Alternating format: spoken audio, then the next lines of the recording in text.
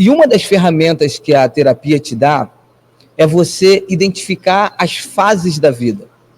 Isso é muito importante. Porque cada pessoa tem uma fase. Cada pessoa tem uma fase. Independente de qual seja, cada um tem a sua fase. Eu estou na fase de não me perturbe. Já viu aquelas pessoas? Não, fala comigo hoje. Hoje eu não quero falar com ninguém.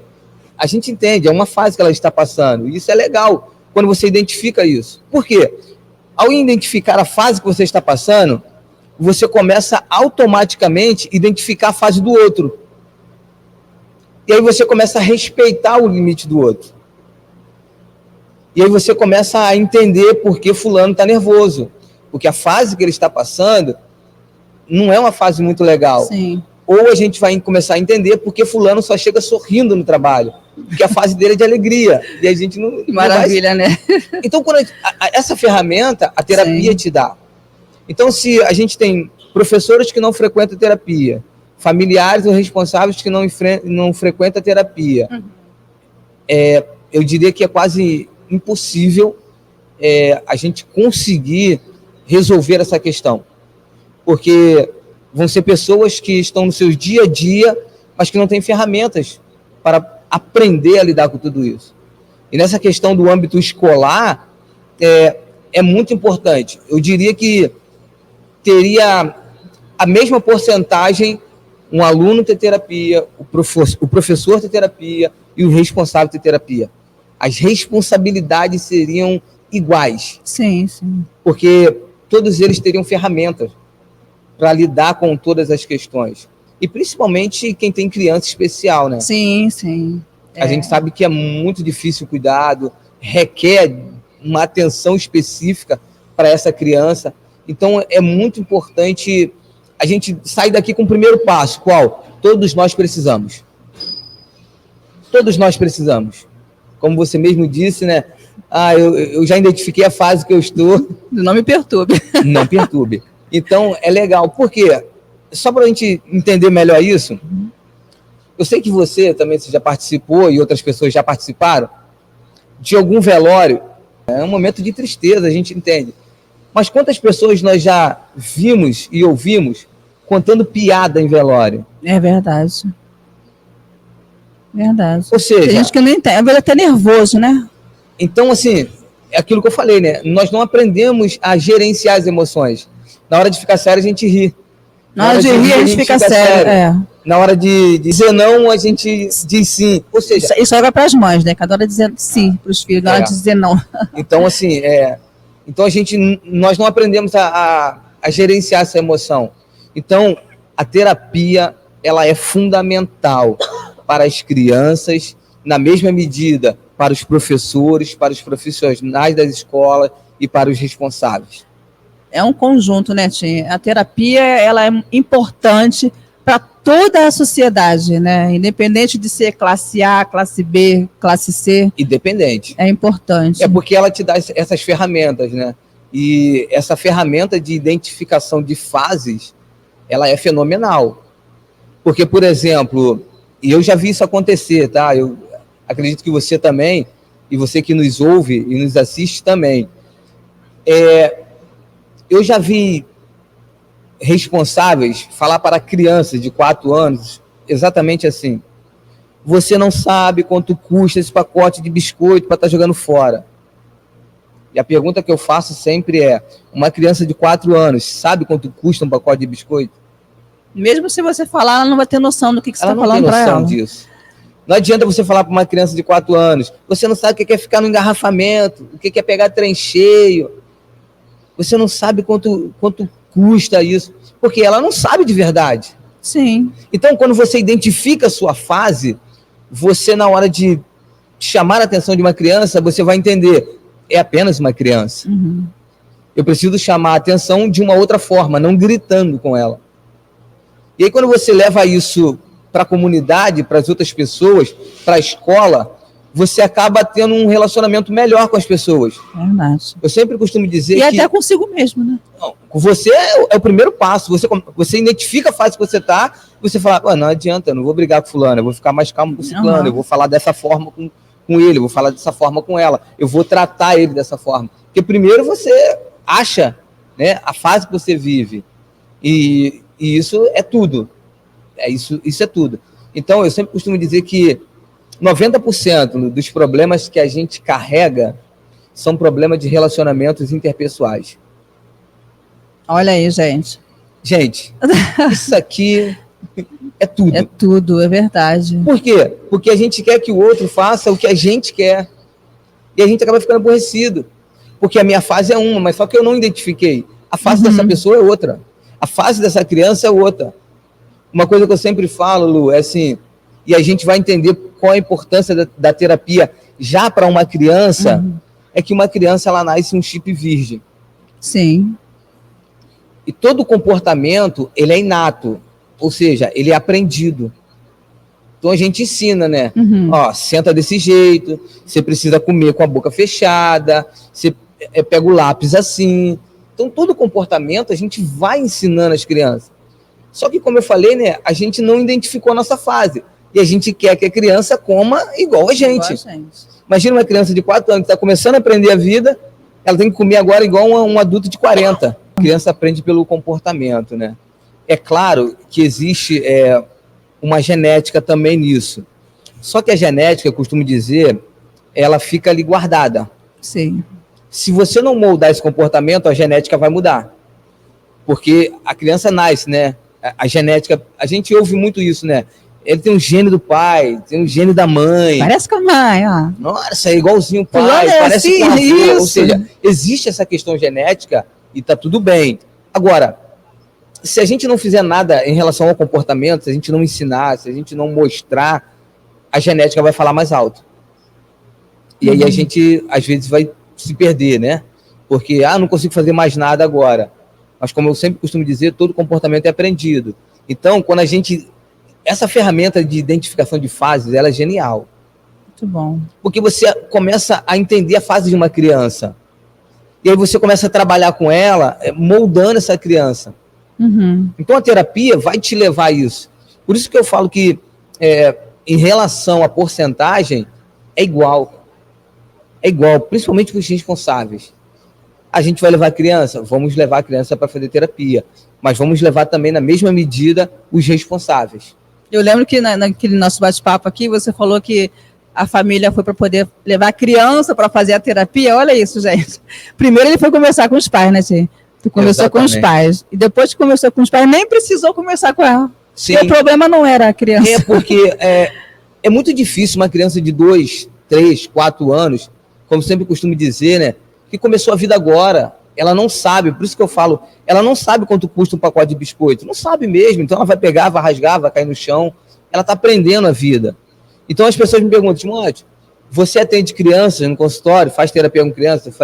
Eu sempre falo, né, faço. Mas antes, eu preciso conversar com os pais antes. E aí com 2, 3 sessões, a criança não precisa vir. Nem precisou. Porque na realidade quem estava precisando da terapia, quem eram? Exatamente, eram os pais. São os pais, os responsáveis. Então, assim, porque o pai começa a identificar a fase que ele está. E começa a identificar que o filho, caramba, é verdade, ele só tem 4 anos de idade. Ele não sabe de verdade. Só que a gente com 40, com 50, com 30, com 20, a gente acha que aquela criança tem que fazer porque ela já sabe. É complicado. Então, gente, ó, vamos ter uma percepção melhor, vamos procurar aí o Tim como terapeuta para poder entender aí, né, esse cognitivo, para não colocar na criança uma coisa que ela não adianta, não vai conseguir. E aí, Lu, quando eu falo que essa fase de identificação ela é muito importante, por quê?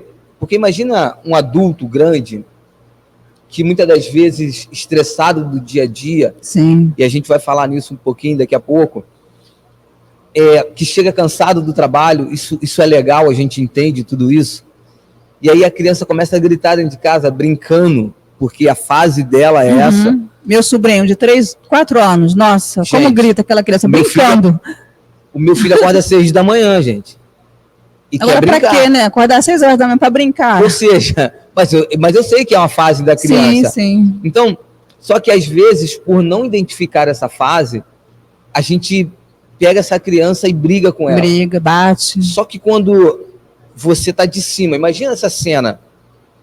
Você grande, com raiva, gritando para uma criança de 4 anos de idade que está aprendendo a vida ainda, essa criança vai sentir um trauma. Vai se sentir pequena demais, que não consegue se defender. E aí que começa aquele turbilhão de coisas.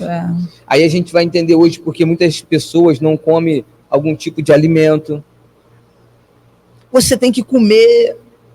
Imagina essa cena, alguém grande gritando com alguém criança, pequeno. Então essa criança fica tão traumatizada. E a mente guarda, né, Shen? Já era, registra. A mente, ela é assim... Como é que eu posso dizer? É algo tremendo que Deus criou, né? Que deixou aqui em nós. Isso é legal você falar da mente, porque existe uma expressão, e nós já vimos isso em filme, em desenhos, algumas coisas, que é o iceberg, né? Quando a gente olha aquela parte de cima, né? Imagina você olhando o mar no horizonte e você vê um pedaço de iceberg. Então existe uma expressão que diz, isso é só a ponta do iceberg. Uhum. Por quê? Abaixo do mar é uma imensidão, uma pedra de gelo enorme.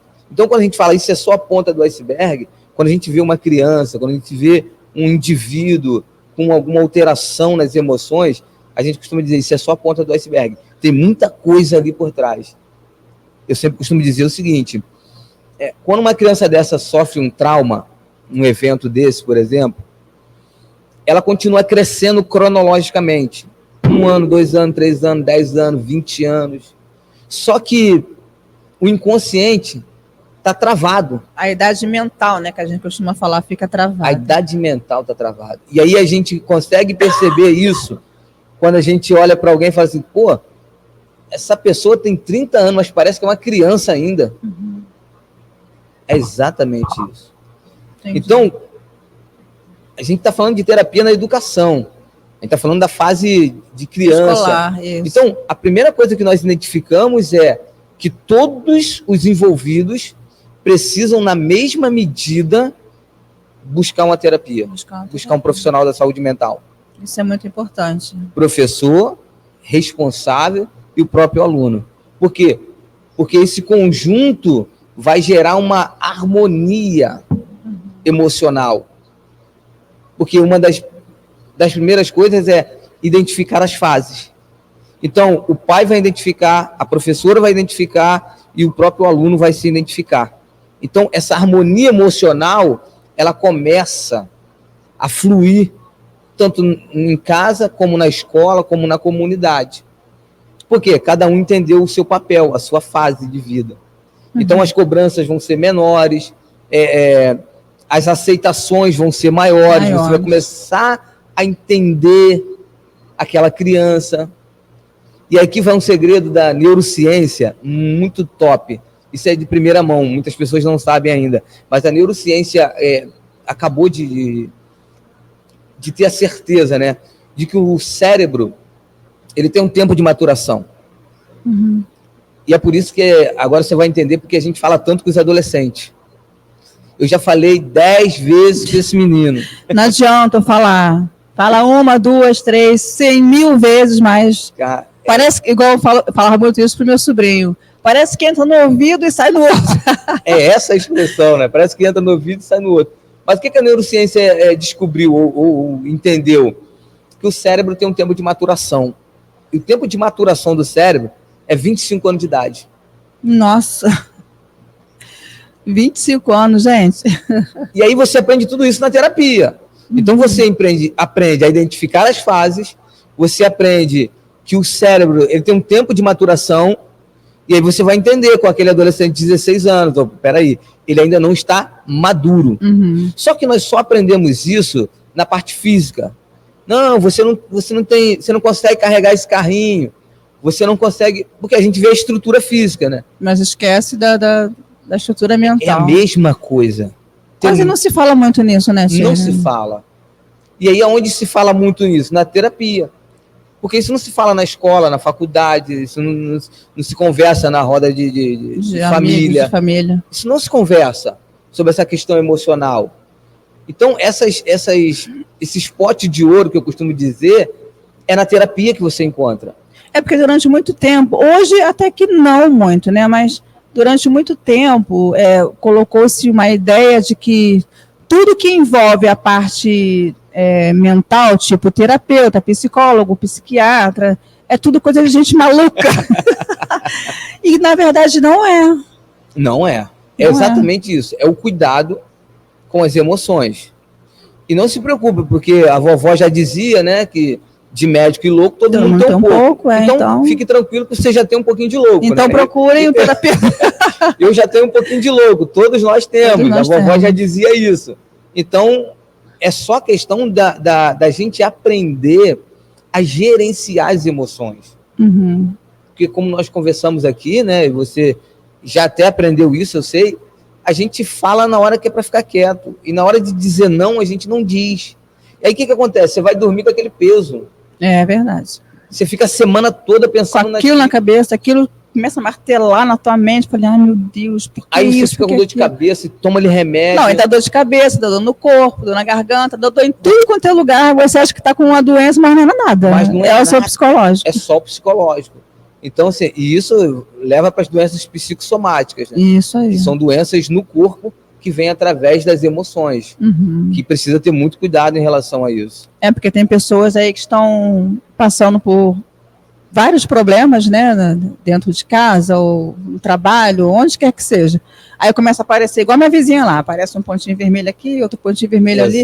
Aí já começa a achar que é problema de coração, né, porque a ansiedade ela causa um monte de coisa. Causa tudo isso. E aí começa a tomar um monte de remédio, aí vai no médico, a primeira coisa que faz, não, vou marcar um cardiologista porque eu devo estar com alguma... Aí vai, faz os exames, não dá nada. Porque assim, a ansiedade, ela vem exatamente com tudo isso, né? Ela traz uma aceleração no corpo. Então, teu corpo começa a acelerar. Uhum. E, agora, a ansiedade é uma defesa natural do corpo. É bom lembrar isso aqui. Porque, às vezes, a pessoa fala assim, eu ando tão ansioso. Não, tá, peraí. Se você tá ansioso, tá tudo bem. Você tá em dia. Qual é o grande problema? Eu ouvi essa frase agora de tarde de uma certa pessoa. Tô ansioso. Então, assim, se você estiver ansioso, tá tudo legal. Agora, se isso começar a transbordar, que a gente chama de transtorno da ansiedade, é como se você colocasse água num copo e falar, não, tá bom, até aí tá legal. Agora, quando você começa a colocar água que chega a transbordar, aí isso já molha a roupa, já molha a mesa, então já causa um transtorno. É o que a gente chama de transtorno da ansiedade. Então, é quando essa ansiedade começa a atrapalhar a sua vida. Por exemplo, você está passando numa rua, um cachorro vem te atacar, o nosso corpo vai estressar. Uhum. E vai ter aquela ansiedade de lutar com ele ou correr dele. Até aí está tudo normal. Por quê? Tem um motivo óbvio. O seu corpo se estressar tem um motivo óbvio, que é o cachorro. Até aí é a ansiedade. Agora, qual é o transtorno da ansiedade? O transtorno da ansiedade eu fiz aniversário agora em abril. E aí, uma semana depois, eu já estava assim, como vai ser a minha próxima festa? Quantas pessoas eu vou chamar? Ai, meu Deus, eu acho que vai ser 500. Ou seja, eu estou preocupado com uma coisa que eu nem sei se vai acontecer. É igual aquela pessoa que se preocupa muito com a velhice. Fica preocupado, meu Deus, como é que vai ser? Exato. Como é que eu vou viver? Onde é que eu vou estar? E tal, como é que eu vou me sobreviver? Gente, calma, viva cada dia. Viva cada dia, porque isso já é o transtorno de ansiedade. E aí a gente está falando de um evento. Mas quantos eventos nós vivemos durante o dia? Vários. Para a gente pensar no futuro. Aí o corpo fica como? Estressado. O coração a gente acaba estressando o corpo. Começa a estressar o corpo, estressa tudo. Estressa tudo. E aí a OMS ela vai definir de uma forma muito genial o que é saúde mental. Saúde mental é quando o indivíduo consegue chegar ao final de um dia e se recuperar do seu estresse diário ou rotineiro. Quando você tem um estresse diário, você está no supermercado e, de repente, a fila está enorme, você fica estressado. Mas quando você consegue chegar em casa e se recuperar disso, beleza, você está com a saúde mental em dia. Agora, o problema é você chegar em casa, já se passaram várias horas, você vai dormir ainda, vai ter aquele caixa do mercado, que raiva daquele... Que vontade de dar um soco nele. Você não conseguiu se recuperar desse estresse. Tá estressado? A produção tá estressada lá. Então, a OMS vai definir quando você consegue se recuperar. Sim. E eu sempre vou deixar esse alerta. A gente sempre fala de um evento. Nós vivemos vários eventos durante um dia. E como é que a gente administra, assim, esse evento? Exatamente. Esses eventos, né? Esses eventos. Pois é. Quando a gente identifica as nossas fases, a gente começa a ter ferramentas para identificar tudo isso. A gente identifica a fase que nós estamos vivendo, que o outro está vivendo. Por exemplo, nessa situação do caixa, a gente vai identificar a fase de quem está à nossa volta. Faltou luz, por exemplo. Aquele caixa, ele pode estar começando no seu primeiro dia. Então, quando a gente começa a identificar, a gente começa a entender o outro lado. E a gente começa a ter paz com a gente. Quando a gente começa a observar, né? Não, deixa eu entender por que ela está desse jeito aqui. Por que está demorando tanto? É. De repente, aquele sistema está lento naquele dia. De repente, é o primeiro dia daquela pessoa no caixa. De repente, é uma pessoa mais idosa que está passando na sua frente. Então, só que a gente quer olhar o nosso próprio umbigo. Nós fomos acostumados a isso. Isso. Desde e também, como é que eu posso falar assim para não... Vou falar assim o português mais claro. O sistema hoje, ele te obriga a ser rápido demais. Muito rápido. Exatamente. Então, isso acaba também estressando a sua mente, estressa tudo. Estressa tudo. E aí é mais uma ferramenta que a gente vai aprender na terapia. Qual? É priorizar as tarefas. Ninguém consegue resolver tudo no mesmo dia. E todo mundo, todos nós, temos muitas coisas para resolver durante o dia. A gente acorda às 6 da manhã, tendo que estar aqui, 7 tem que estar ali, 8 tem que estar ali, porque 10 eu tenho que estar ali, porque 3 horas da tarde, eu acho que hoje eu nem vou conseguir almoçar. Ou seja, nós temos muitos eventos para resolver durante o dia. A gente não administra o nosso tempo. Gente, não estava conseguindo administrar. Depois de 2 horas contínuas, acho que estou começando a aprender. Sim, porque todo comportamento, ele pode ser aprendido, né? E eu entendo, eu sei disso. Eu sempre falo para as pessoas, é com calma, porque antes você nunca tinha ouvido falar disso, que eu precisava gerenciar o meu tempo, que eu precisava gerenciar as minhas emoções. Eu achava que tinha que ser assim, vamos embora e sai da frente, eu tenho que resolver, correr e tal, sempre correndo. Ser mais ágil. Não adianta. Então, uma das próximas ferramentas é exatamente isso, selecionar algumas tarefas. Amanhã eu vou ao mercado e vou colocar o carro para lavar. Ponto. Mas a roupa, esse é o problema do outro dia. Por quê? Porque se a gente quiser resolver tudo no mesmo dia, nós não vamos resolver. Aí o que acontece no final do dia? A gente se cansa e fala assim, droga, não consegui resolver nada hoje. Aí você vai dormir com um sentimento de frustração. De culpa. Caramba, eu sou incapaz, eu não consegui resolver isso. Mas então, quando você seleciona algumas coisas e você consegue realizar isso, no final do dia você termina o dia em paz. Caramba, graças a Deus, hoje eu fiz isso, fiz aquilo. Sentimento de tranquilidade, de paz. Sentimento de eu sou capaz de resolver.